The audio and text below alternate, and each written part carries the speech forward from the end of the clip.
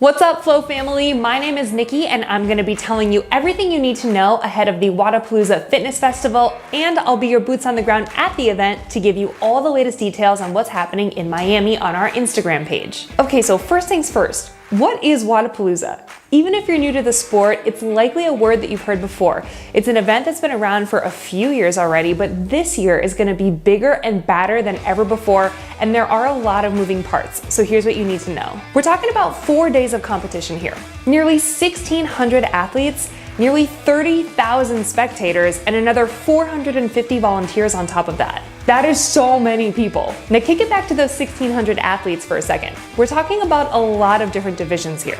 Obviously, you've got your elite men and women. Those are the people trying to make it to the CrossFit Games, and elite teams of 4, also men and women who are trying to make it to the CrossFit Games. We've also got same-sex elite teams of 3.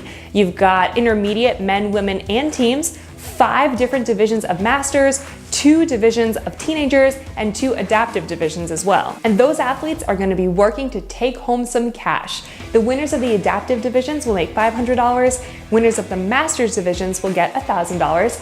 Winners of elite teams of 3 will have to share with 3 people, obviously, but they'll take home 15 grand. And the winners of the men and women's elite and teams of 4 will take home $25,000 from that top podium spot. Now here's where it gets a little bit interesting. For both the individuals and the teams, we might need to pay attention to more than just that top podium spot. Here's what's going on. So for the elite individuals, the people who come in 2nd and 3rd on the podium have an automatic entry into the Cape Town Sanctional coming up in just a few weeks. And so those people will get automatically sent over there for yet another chance to try and make it into the CrossFit Games. And over on the team competition, since the CrossFit rulebook just came out recently, we now have a little bit more clarity on exactly what happens when individuals and teams qualify for games in more than one way.